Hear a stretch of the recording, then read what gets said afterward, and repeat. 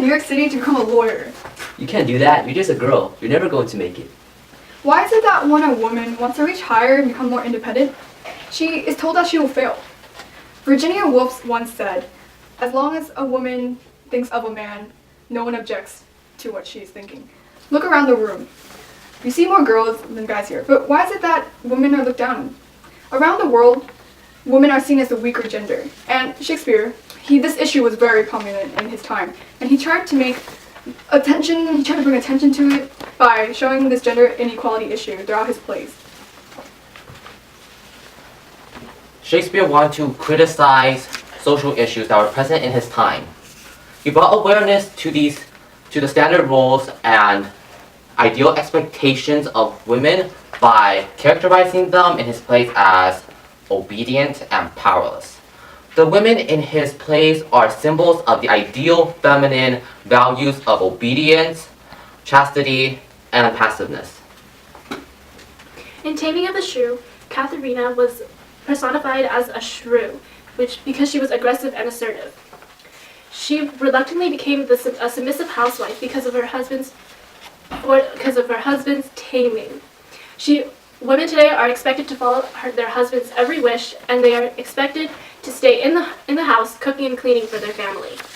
Today, females are given less opportunities than men. As it is shown in the Taming of the Shrew, Katharina had little to no rights of her life and her natural rights. She is supposed to be controlled by her husband, and she's supposed to be the nice, obedient, quiet young woman of the house. But in the end, she had to change her fiery personality to become obedient. In Act 2, Scene 2, she also said, "My mind had been as big as one of yours. My heart is great, my reason haply more. To bandy word for word and frown for frown, but now I see our lances are but straws. Our strength as weak, our weakness past compare, that seeming to be most, which indeed lace are. Then veil your stomachs, for it is no bout. Then place your hand below your husband's foot. In token of which duty, if he please, my hand is ready to do him ease." My mind hath been as big as one of yours. Katharina, she's saying that she's headstrong, she's proud, she's the independent young woman of her age.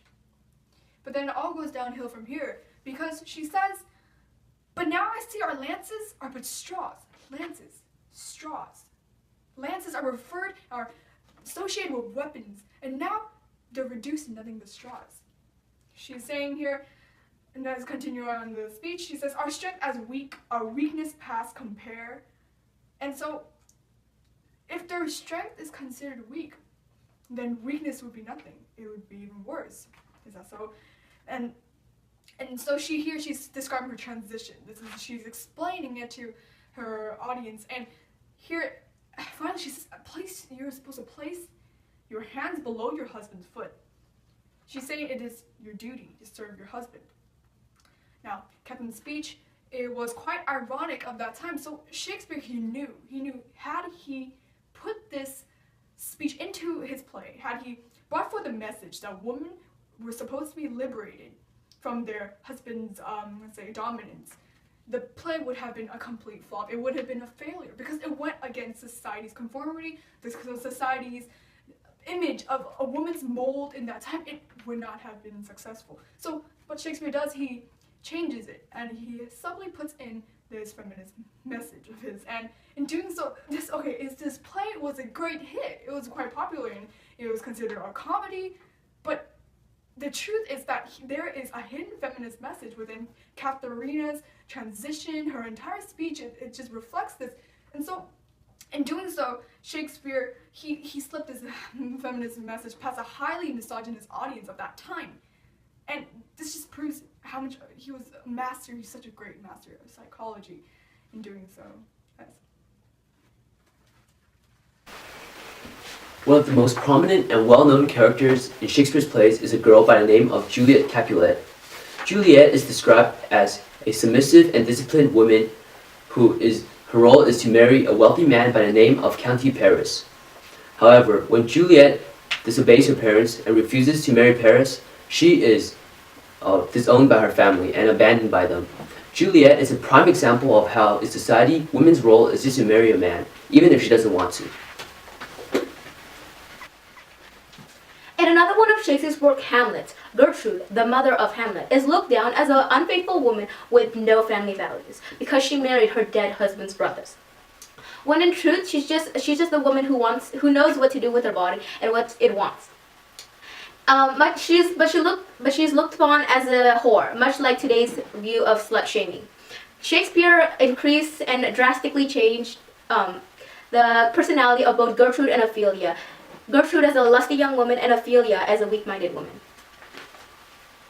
As one of the weakest characters in Shakespeare's plays, Ophelia is characterized as vulnerable and easily influenced. She follows her father's every command and does not have a say in her actions. Through this, readers can see that Ophelia is passive and defenseless. Due to the personalities of Ophelia and Gertrude, the readers of Hamlet can understand that women are portrayed differently than men. They are viewed as whores when they control their sexual desires, and weak when they're easily influenced. Shakespeare also brought assertive woman, or awareness to assertive women, through the character of Katharina.